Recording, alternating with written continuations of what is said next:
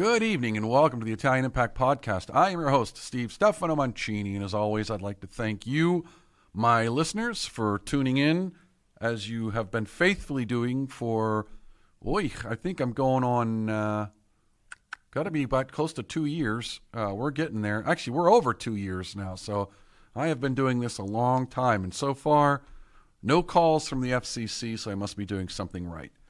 With that being said, I always want to thank my listeners from all over the world. It is an incredible honor to have folks literally tuning in from all four corners of the globe to this little old show being recorded out of Pittsburgh. So I appreciate you all doing that. Appreciate you taking your time.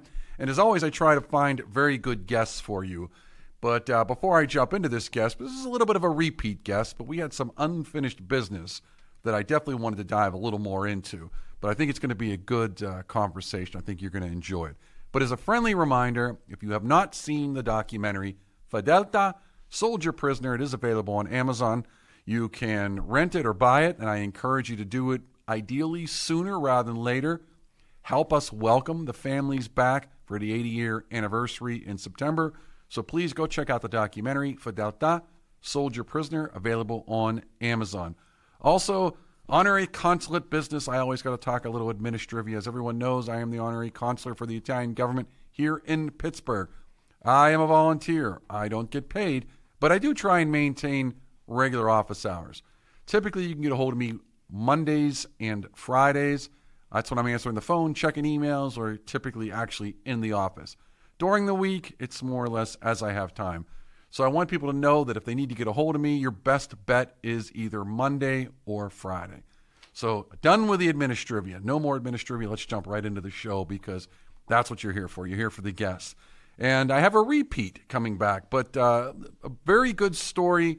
And obviously his relation and work with other folks is not to be underappreciated because while he comes from a very famous family, he himself is also very successful.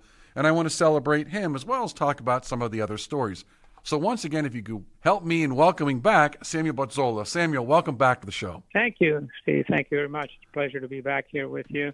Thursday is my birthday, by the way. Oh, happy birthday. Buon compleanno. Grazie. Okay, so yeah. I was going to, I was thinking of a few things to tell you about my history or my background. One of the things that just came to mind while you were talking about the World War II is that my father, who lived at the time of the war, he was 12 years old, lived in right outside of Bologna in northern Italy. And one day, late, I guess it was pretty late in 44, there was a bang on the door. It was a farmhouse. My grandmother went to answer, and it was Germans. And they said, "We're here. We're going to take possession of your house, and all of you are going to live in that room, and we're going to take the rest of the house." So they lived there for 9 months with the Germans, who were going back and forth to the front as the Allies were coming up from Anzio down near Rome. They were coming up that way, and my father's task was to every morning he'd get up and he had to go into the gun shop and take bullets and put them into the cartridges for them to use later in the day when they would go and fight the fight. And in the evenings, interesting enough, they all sat around the table eating, and my grandmother would cook for these. There were about 9 or 10 of these soldiers. And my father said that he remembers them a lot of times crying because they started singing songs and reminded them of their mothers or girlfriends, because most of these soldiers were, 18, 19, 20 years old. So that went on for 9 months. And then one morning they said, in very bad Italian, and at that point, I guess my grandfather and grandmother learned some German. They said, "We're leaving because the Allies are coming, and we're going up towards Bologna." So they left. That night, around midnight, 3 of them came back with a large kind of makeshift tractor, loaded up a bunch of things that my father and his family had, and they drove them back to Bologna. The next day, the house was leveled by Ally fire. So I guess the moral of the story is they were saved by the Germans. So, war is war, but, not everybody is bad. I just saw he had vivid memories of everything. I mean, he went into vivid stories of what transpired those days. So I just thought that was interesting story for you. No, you know what? That's funny you say that. That is a fantastic segue because, you know, I don't want to go back to the documentary, but what you find is at the end of the day, these are just people. Yes, there were fanatics. But you know what? There were kind of fanatics on both sides. But obviously, when you're the victor, you get to rewrite, you know, or I should say rewrite, but you get to decide what history will be. Sure. The average person on the front lines is probably not a fanatic once the first shots start getting fired. They're just survival mode, save their friends. Yeah, I mean, they're there because they have to be there. Just like, you know, they're drafted. They're the pawns. They're the pawns. And as I said, at night, these kids, you know, my father said they'd cry because they were thinking of their, you know, homeland. And they absolutely didn't want to be there, right? And there's a good chance they're probably going to get killed anyway. So then now they, you know, what's the likelihood they're even going to get home? But it's funny because I'm going to film another documentary this summer, and I'm going over to Brutes, and I'm going to be working with a lot of those regions that were leveled. And ironically enough, the Allies seem to have done more damage than the Germans. In a way, I think they you know, when they were bombing, I remember my father, because then when they went back to Bologna, there was a crucial train station there in Bologna, because it kind of from Bologna you can go to Venice, to Florence, to Milan. As a matter of fact, anytime you go from Florence to Venice or Florence to Milan, you always have to go through Bologna. It's like one of those stopovers. But anyway, he said that the Allies would try to bomb that every day and never hit it. But it hit everything else, but never hit the train station. So they leveled half of Bologna, but they never leveled the train station. The actual target. Yeah, that's the problem with the bombing back then, is you had to drop tons of bombs and hope a percentage of them actually hit the target. In the meantime, the civilians are getting walloped. Yeah, exactly. But again, you know, when the war was over, 3 of these soldiers came back and visited them, and they became friends. I mean, they were back there and had dinner together in the mid to late 40s. And so they survived the war then. That's pretty interesting. Those Germans survived the war. They went back and they came back. Yeah. So and again, I mean, there's all kinds of stories my father told me, you know, in his lifetime, because, you know, when the war started, he was 10, and by the time he was, you know, he was born in 32, so he was about 9 or 10. And so he for some reason, he has vivid memories of all the things that had happened. One other story I'll tell you, which is interesting. When the Americans came in to Bologna, they had so much extra surplus food that every day they'd go to the Bologna soccer stadium, which is 60 by 120 yards. They would line up with tables and put food down for all the people of Bologna every day. That's how much surplus food they had that they could do that. You know, the irony is even today, there's, you know, we talk about, you know, famines and starvation, but the truth of the matter is the food is there. Yes. There's enough food on the globe to feed the people on the globe. Right. It's just a matter of getting it there. Right. It's either logistics or war or, you know, oppressive. It's keeping the food out of the people that truly need it. But there's definitely enough food to feed the world. Even though, for sure. Yeah. So, let's kind of go back to some of the, because this is kind of interesting, because again, this is more defining, you know, people are people, and we can't always just put everyone in one bucket and say these were the bad guys and they were all bad, and these were the good guys and they were all good, because we know that's not true. Yeah, exactly. As a matter of fact, if those 3 hadn't gone back, I wouldn't be here today, because my father would have died. Because, you know, the Allies started shelling and they just hit the house. Whatever they could hit, they were hitting, because they figured, hey, there's a house, somebody's in it, probably bad, just blow it up. Right. Well, you know, it's funny because the Monte Cassino was another good example. You know, this fabled, you know, monastery, and it's the Allies that leveled it. And the irony is when they leveled it, they made it even harder to take it, because now they gave a bunch of ruins for people to, you know, to hide in. So we did a lot of damage with the bombing. Yeah, everybody did. Right. That's what, unfortunately, that's why it's called war, you know. That's right. Well, no, that's absolutely right. I just found those stories interesting that my father would tell at the dinner table many nights. And when he would tell them, it was interesting. It seemed as though it happened yesterday to him. Well, I tell you what, things like that when you're a child, I think they leave a lasting impact. Yeah. And I think they get, because I'm the same way. I have certain memories, and they're usually not good memories, that are etched in my brain, you know, things that happened over your life, and you say, I remember that, or good memories, you know, and it's just the way our brain works. But I did want to you're telling these stories, do you ever write them down? Yeah, I have some. Yeah, I've written them down. Sure, yeah, because I've had.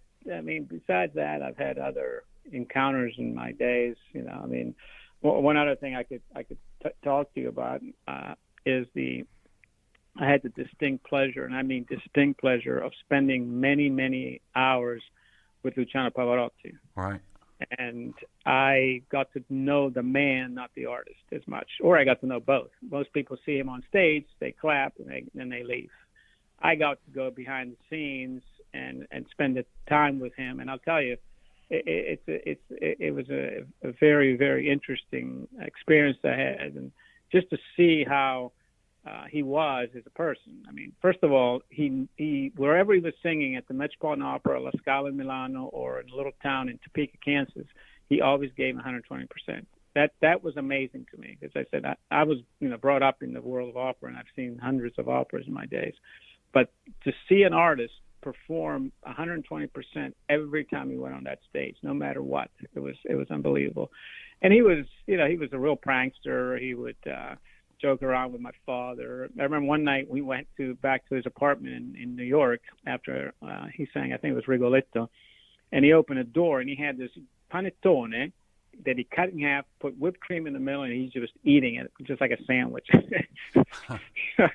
He says, "I'm hungry after I perform," and of course he was from Modena and my father was from Bologna, so they knew each other as they grew up, but then they reconnected through my mother. Yeah, I was going to say, how did they actually, I don't think I remember, how did they actually meet? My mother contacted him in 1975 because she wanted him to come to Pittsburgh to do a recital. And so she told him who she was, and then, one thing led to another, and actually they brought him here 3 times, in 1976, 1978, and 1981. Sang the last time in 1981 he sang with the Pittsburgh Symphony and full orchestra. The first 2 concerts, they were at Carnegie Hall in Oakland, and it was with piano. But believe it or not, in 1976 my father had to give away over 400 tickets because he was not selling. You know what? That's I was going to ask you that, because it seemed like, I don't know if it was the 80s, the 90s, when all of a sudden everybody kind of had this opera fetish and everybody was into opera, and obviously he was the guy. Well, I mean, He came, but when he came in 1976, he didn't sell out, so my father had to sell, give away tickets. Right. And then in 1978, he called my father 2 weeks before. He said, my father's name was Rolando. He said, Rolando, of course in Italian. He said to him, when I come, that hall has to be sold sold out, because I am being followed by Newsweek magazine. Because as a matter of fact, a couple weeks after he sang here, they came out with the famous front page article, "The King of the High Seas." And so he said, I need that hall filled, otherwise I'm not coming. And so my father, sold out. He struggled a little bit, but he sold out. And interestingly enough, that was in 1978. In 1981, when he came to Heinz Hall, which I think holds 2,800 seats, he had over 15,000 requests. Wow. In 3 years' time, it went from hardly, trying to sell out to having 15,000 extra requests for tickets, because people were just, were completely insane over him. Yeah, it seemed like all of a sudden he just blew up, and it was like you couldn't get enough of him. When that Newsweek came out, and he was on 60 Minutes, right. and then he had that charm that with him, and then he had that. He came up with that thing like Louis Armstrong with the handkerchief that he would go out on stage, and whenever he was done singing an aria, he would put the handkerchief out in his hand and hold me. And his famous aria "Nessun Dorma" from Turandot. That's what he usually finished his recitals with, which always brought the house down. I remember one I think it was in San Francisco. I saw him in the recital. I think at the end they gave him a standing ovation for like 12 minutes. I mean, clapping for 12 minutes. That's a long time if you think about it. No, that's funny. So he didn't do the James Brown thing then, where they would come out, put a coat on him, and he'd walk away, and then they'd take the coat off. No. Well, he might have done that. Late in life, he did that Pavarotti and Friends, and I think he sang with every person, every famous, and I think James Brown was one of them. Yeah, well, I know he did a lot of, like, I don't know. I don't want to say weird and native, but there were definitely some, like, how does this go together? But it made it work. Yeah, he sang with Bono, with James Brown. He sang Celine Dion, I believe. He sang with most of those people. But going back to him as a person, he was just he was very generous. He didn't live a big time, like people think that people like that live in these opulent homes. No, not really. He had a summer home in Pesaro, which is under the Adriatic, which was just a normal house. And then in Modena, he just had almost like a farmhouse. He loved horses, so he had a few horses there, but nothing like these mansions you see from some of these people in Hollywood. No, he was just a regular person, and he always kind of stayed a regular person. But his artistry was amazing. I mean, the way he sang, the way, because again, when you sing opera, my mother always said, you can be a good opera singer and you can be a great opera singer. And the difference is a good opera singer is the person that sings opera. The great opera singer is the person that sings opera and understands what he's singing about.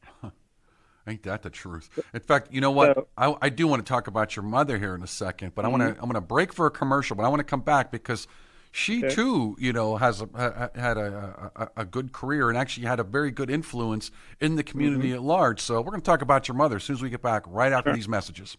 The San Rocco Foundation will be celebrating their 100th celebration. Our celebration will be August 8th, 9th, and 10th at St. Francis Cabrini Parish Campus, Mary Queen of Saints. Events start at 4 p.m. each day. On Sunday, August 10th, Mass will begin at 9 a.m. at St. Titus Church in Aliquippa. There will be a procession immediately following. For more information, check out their website at www.sanroccofoundation.org. Again, that's www.sanroccofoundation.org.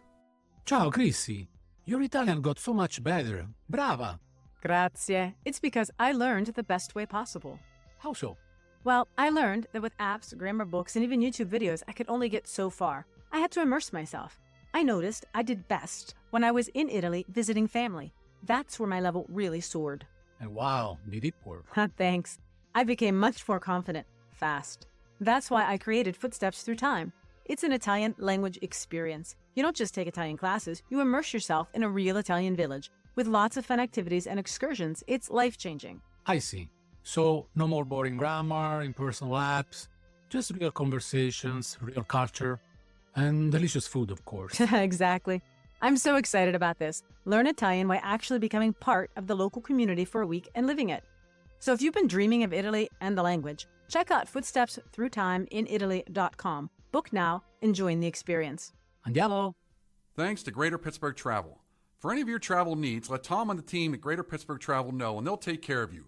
For more information, call 412-331-2244 or visit their website at www.greaterpittsburghtravel.com. Did your parents or grandparents ever talk about the Vietnam War?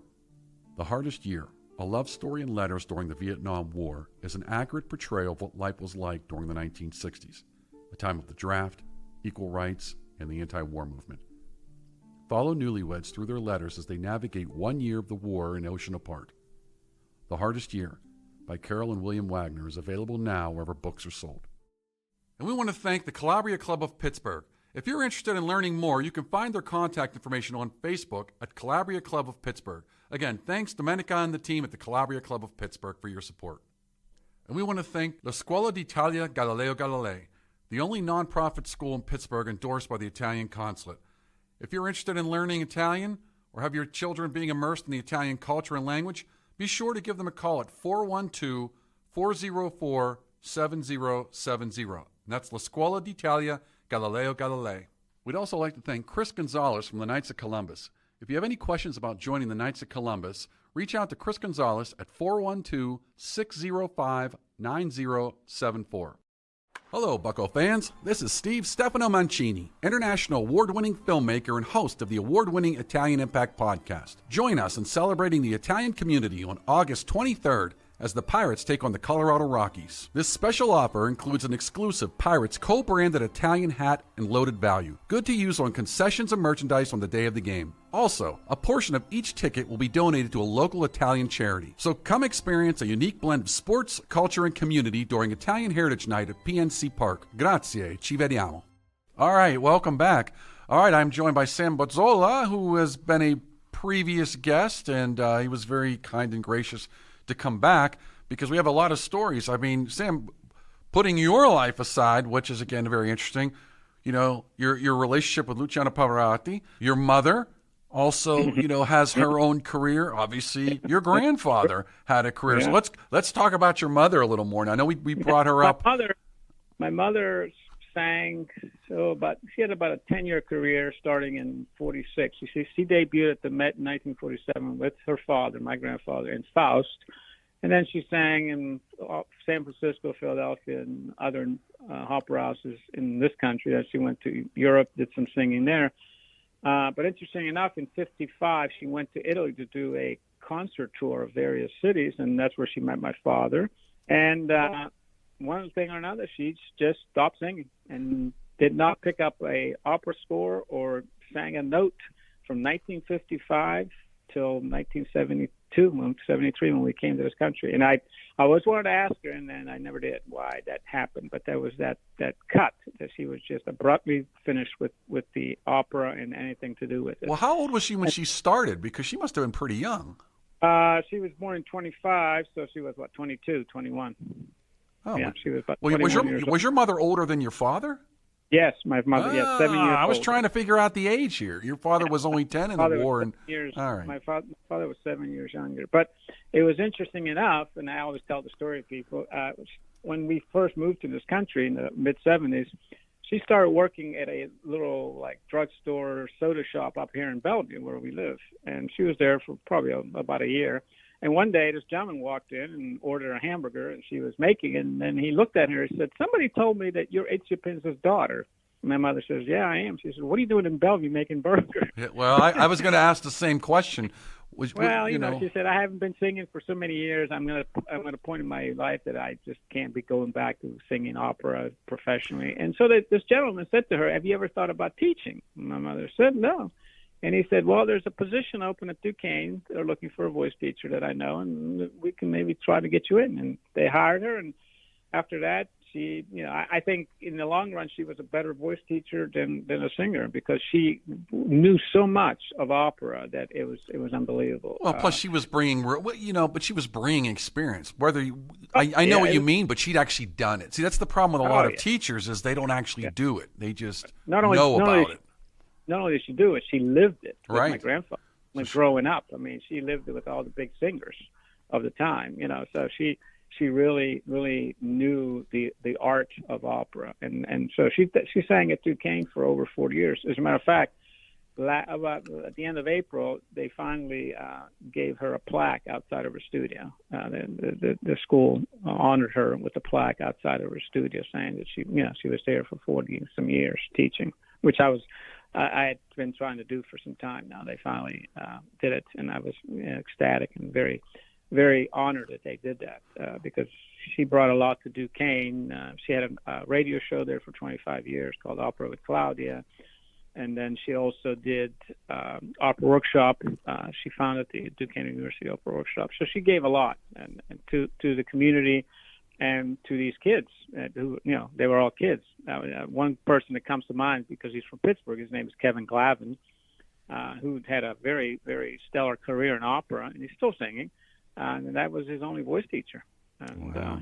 He's always he recognizes that all the time. Every time he talks to anybody, he says that, and so she touched a lot of people's careers, and she gave a lot back to not only to the singers, but I think to the community of what she learned and what her goals in life were. So yeah, she had a fantastic career both in singing, but I think as much, if not more, in teaching and really spreading her talent, her knowledge of opera to these young singers that, again, today I'm very critical. Unfortunately, people always say, "Oh, you're too critical." And I said, well, maybe I am. But, I went to see Don Giovanni a few years back.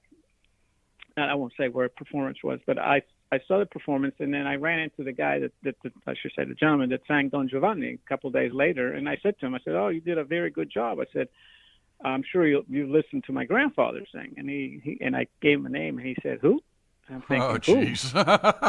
It's like, it'd be like, I don't know, it'd be like going to a tennis match and saying, "Oh yeah, Roger Federer," and the tennis player goes, "Who's that?" I mean, especially Don Giovanni was my grandfather's staple. I mean, that was his role. Right. And so if you're going to sing that, but you don't go back in history and look who the singers were and their interpretation, there's something not right there. Well, I can't believe how you wouldn't want to listen to them. Not necessarily copy them, but say, okay, that worked, that didn't work. Okay, now let me see if I can do what works and, do it my way.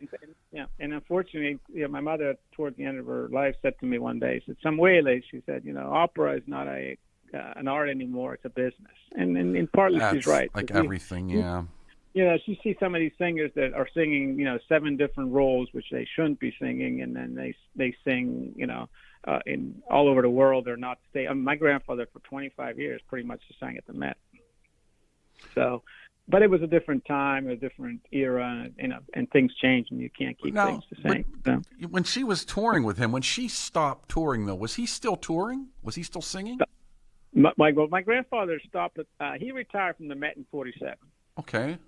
And then, of course, the story was that him and my mother were living in New York at the time, and somebody knocked at the door, and my mother went to answer, and she said, hello, and they said, hi, can we talk to Mr. Pinza? And she said, do you have an appointment? And they said, no, we don't, but we were hoping to talk to him. And she said, well, can I say who's calling? And they said, Rogers and Hammerstein. Be right back. They came in and they said, Mr. Pinza, we just did a Broadway show, wrote a Broadway show called South Pacific, and we would like you to star in it alongside Mary Martin. And my grandfather said, well, I'm an opera singer. I'm not really a Broadway singer, but let me listen to the music and I'll make a decision. So he listened and he decided to do it, and it was a success. I mean, he won the Tony Award in '49 for it as Best Male Performer. So, Big deal. That's a big deal. No, that's incredible. Yeah, and then he went off to Hollywood and made 2 or 3 movies. One was with Janet Leigh, one was with Lana Turner. I mean, they're comedy movies, right. Fluff movies. Well, I think he's in the, what do they call that Chinese, where they put the handprints on the. Oh, yeah, he's there, yeah. He was on the cover of Life magazine in 1950. Well, that's kind of where I'm going. I got to ask the question. His daughter, though, was flipping burgers in Bellevue. That was obviously a choice that she had made. She didn't have to. Right, exactly. Right. Okay. Right. Exactly. I mean, and you make another good point. Go ahead. I don't know if she got tired of the opera world and she just had enough for it after. Well, it's much the opera world as much as I hate to say it, but Daddy's bucks. Let's be honest. Maybe, yeah, exactly. Who knows what? And she just married my father, and they actually eloped. They got married in San Marino, which is in Italy, but it's a principality. It's not considered Italy. That's where they got married, and they were happy. And then when my younger brother was born, he had cerebral palsy, and they met some people in Bologna, and they said, you should go to Pittsburgh at Children's Hospital. They might be able to help you. So they moved here. I don't think with the idea of staying here forever. I don't think that was the idea. And then, as I said, my mother started, this teaching at Duquesne, and she went to Pitt. And one thing led to another, and they never left. And so both of them passed away here in Pittsburgh. So that's kind of. And what did your father do? My father got he owned a farm in Italy. Right. So he had a degree in agriculture. But when he came here, of course, first of all, he didn't speak English. Like I didn't speak English, and there was no farming in downtown or Bellevue. So he worked. He got a job at U.S. Steel Supply in the North Side, working as a crane operator. And then he retired early in his life. He was in '87, and he took over my mother's. My mother had a school in Italy. He took over as the coordinator for that, and that was it. Ah. And they did that, and they went to Italy every year for 32 years. The 2 of them and my brother, and she again had many singers who are singing all over the world even today that went through that school. And, Does it still exist? No, the school was when my mom passed. That was it in 2017. Because she was. I figure she wasn't there actually teaching them because she was here, but she was just coordinating. I'm surprised somebody didn't want to take over. No, she went there every year to teach. Oh, really? Oh. Oh yeah, 6 weeks. Yeah, and she was a draw. So when she passed, I got you. Yeah, so it just went dormant, and that was it. So, but. So yeah, it's funny though that whenever I was growing up, and even in my 20s and my 30s, whenever I would go places with my mother, I was never Samuel. I was always Claudia Pinza's son. Gotcha. So that was interesting. I always thought that was interesting. I was always introduced as that. People always knew me as their son, or my grandfather. This is the grandson of Ezio Pinza, but never by my first name. You know what? Whatever. But I don't think I ever asked you that. Have you? You obviously knew your grandfather. No, he died 2 years before I was. That's why. He died in '57. Unfortunately, he had a bad heart back then. If it was today he would have been cured, no problem about that. And, it's amazing because it isn't, when you step back, it's not that long ago. No. And how much things have changed for better and worse, and depending on what topic we're talking about. But sure. Look at my father. He was living in without lights during the war with candles, and he died with an iPhone. Yeah, the craziness. So look how much that changed in his life, what he went through. Now, did he talk a lot about his father at all to you? A little bit, but not as much. Well, yeah, actually, I should say now, yes, because my grandfather on my father's side was the head of the Bologna train station, so he had a lot of things going on, especially during the war.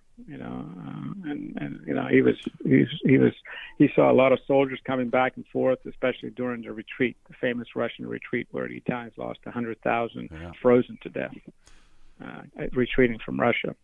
That was, there's books written about. Oh, that's interesting because they pulled them back then before they all got captured. I take it. Yeah, and they were so ill-equipped that they all froze to death. 100,000. People, again, it's one of those little chapters of the war. When you think the Eastern Front, you think Germans, and then obviously they took the biggest wallop of it. But them and the Russians definitely. Right. But so did the Italians, and so did other nationalities that fought on there. Yes, because the Italians were the allies. It was a tripartite. Italy, Japan, and Germany. Yeah, no, interesting. Now he obviously didn't come over to the United States. Your grandfather on your father's side, or your grandfather on your father's side. No, he passed away in Italy. No, okay. The only people that came here was my parents, and then my grandmother on my dad's side came over for a while to visit, and so did his two brothers, but they never relocated. They always went back to Italy. Okay. I think it'd be hard for some. I think my father. I think it was hard for him to leave Italy because he was already in his 30s to leave and come here, and I think it was very difficult for him to do that because it's such a different lifestyle. Italy to the United States. I mean, sometimes I have a hard time adjusting still to, even though I've been here practically all my life. It's just such a different lifestyle. That the two, like in Italy we have the thing of the cafe. We go to the cafe, the bar. Here a bar here is something. You go completely different. Exactly. In Italy, as you know, you go to the cafe, you have a cappuccino, you have an espresso, you have a brioche, whatever, and then you talk to your friends. It's a whole. I mean, there's been movies made about that lifestyle. Right. So there's certain aspects of Italy that I dearly miss. But what do you? Well, I'll tell you what. This is actually a really good, interesting conversation. I'll tell you why. When I was in the military, I lived overseas for 6 years. I was over in the Philippines for 3, and then I was over in Japan for 3, and that was 6 straight years. I came back to the States in that 6 years one time, but I think maybe because I was on a military base, it wasn't completely foreign. When you're on base, it's a little America. But when you went off base, you were in a different country. And, I would definitely have struggled to live in these countries, but whether it was the language, the processes, the health care. I mean, everything's different. It's not to say they're living, that's not to say it was, substandard or better or worse. It just was different. And, I'm the honorary consulate, and a lot of people are trying to get their dual citizen. I keep wanting to know, why do you want it if you're not going to go live there? That's number one. Right. And number two, I think people, right, well, absolutely, it's a status symbol. But I'll throw something else at you, and this is an important one. I think when people go on vacation, whether it's in the United States, whether it's Italy, whether it's Hawaii, whether it's wherever, when they go on vacation, they see the place they're at very differently than the people that live there. And I don't think people understand that. Oh, of course. I mean, for someone from this country to relocate to Italy and work there, I think it would be almost impossible because the work relationship is so different in here. The work, that I don't think that most people that live in this country could function over there just because it's such a different way of life. Right. And when you're on vacation for 2 weeks, 3 weeks, even a month, for example, if you're on a timeshare or whatever, it's one thing. But if you live there and you have to go through that bureaucracy, that everyday thing that you're not used to, it's a completely different thing. And it is very different. And but at the same time, when you do go to visit a country, whether it's Italy or France or wherever you go, you should understand the culture. You should absolutely just not make the effort. Don't be there. right. just be a tourist. You should learn a little bit about the culture, or at least learn a little bit about what the history of Italy is, because the Italians, Italy wasn't Italy until the Risorgimento, 1860s, right? 1860, right? And the Italian language, the one we speak today, wasn't really diffused throughout Italy till 1958 when television came upon. In southern Italy, most of the people only spoke dialect. They never heard Italian. So, in Italy we have over 20 some dialects. And if you go from one city to the next, you can't understand it. If I go from Bologna to Venice, which is not that far, I have no idea what they would tell me in a Venetian in a dialect. That's right. So you have that component of it too, but you should understand the culture and where they came from, and how Italy was overrun by practically every other country in the world. That's why you have so much different architecture, so much different things. The Spaniards were there, the Bourbons, the Austrian Habsburg Empire controlled all of northern Italy for many, many years until the French were there. Yeah, then exactly. The Ottomans were down in the south. Exactly. So it's a whole different, and then, of course, then you have the south and the north, the schism or the schism that you still have today. Yeah. Because you have people from the north, they say, oh, they're from laggiù, meaning they're from down there. Right. And you still have that, and some people, consider, there's a movie which is a famous line. This person gets demoted, and they say, we're going to send you to the south. He lives in Milan. So we're going to send you to the south, demote you. And he says, where? Bologna. And Bologna is nowhere near the south of Italy. But I'm just saying that's how the difference. By the way, is that movie Benvenuta al Sud or something? Yeah, that's the movie. That is a fantastic movie. Fantastic movie. But again, you have to understand the culture. When you go there, understand the culture, the Romans, what did the Romans do for history? It's right. Unbelievable. Some of the roads that we drive in today in Italy were built by the Romans, and they're still there. Cars go on them. It's not like they were asphalted or restructured. They're the same roads. So there's a history in Italy of all the artists, just like there's a history in Paris, with all the people that went through Paris. So there's a history in Italy and Rome, the Eternal City, Venice, why it was built in the water. People should understand why Venice was built on water. What crazy person would build a city on water? And it was done because they were always being invaded by Germanic tribes up in northern Italy. But they found out that the Germanic tribes hated water. So they figured, if you build a city on water, they won't bother us, Little things like that you should understand before you visit that country. No, I think that's fantastic. And I'm also a big proponent of, look, you don't have to be fluent in the language. But if you want to say, I'm Italian American, then learn something. Even if it's hello, goodbye, how are you, I'm fine. I don't care. Yeah, something of the culture and something of the language so that you can at least interact just a tad. And that's why they changed the citizenship law. People are angry about this, and I'm not angry about it. No, of course not. I hear all the time, I went to Italy, nobody spoke English. And I look at them and I say, well, if everybody came from Italy here, do you think they'd say that anybody speak Italian? They're not supposed to. That's right. That's their country. That's right. It's their country. So, you should try to speak a little bit of Italian if you can. If not, it's okay, but at least make the effort. And unlike the French, they'll appreciate when you make the effort. Oh, yes, exactly. They won't beat you up. You don't say it right, that's okay. They'll help you out. Right. Exactly. But no, that's absolutely fantastic. And but I want to go back. But by the way, I want to go back real quick to that law, because what the law says now is, and again, there's some other subtleties, but generally speaking, it's if you don't have a parent or grandparent who was born in Italy, you basically can't get it from the great-grandfather and beyond. Because that was the problem. You had people that were 4, 5, 6 generations removed saying, I had a great-great-great-grandfather, and then they're coming from countries that they have no intention to go back. They have no intention to learn a language. They just want the passport. And so what's happening, they're inundating the consulates with my great-great-great-great-grandfather. And finally, the Italian government said, we can't do this. There's so many people overseas that are, quote, Italian citizens that, they don't have a clue what's going on in the country. They're so far removed. So they tightened up the laws. Yeah, and I agree with that. You need to, especially now in Italy, you have, all this, it's inundated by these, people from Albania. They're coming from Africa. And they're not assimilating. No. They don't even want to assimilate. They just want the government checks. They want a passport and a government check. That's what they want. Sound familiar? what is it, 63 million people in an area just bigger than Florida. Imagine that. Yeah, exactly. It's It's not sustainable, and I think they need to not be afraid to clean up. That's the other thing. One of the legacies, I think, of the Second World War was the minute a country says, you know what, we need to clean it up and make it our own. You're these. You're bad. You can't do that. It's like, no, it's their country. It's kind of like what you said before. I was in Italy and they didn't speak English. It's their country. Right, exactly. Why should they speak English? Right. But sometimes people wear blinders and they only see front of their nose, and that's it. Well, that's exactly right.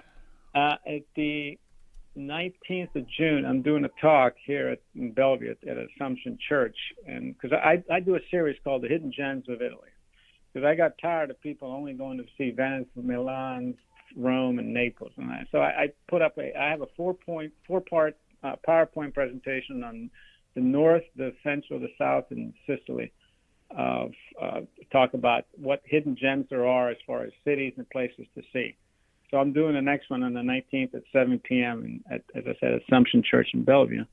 So I get a good crowd, and people are really interested, especially people that travel to Italy. They enjoy the idea of seeing things that maybe they don't know.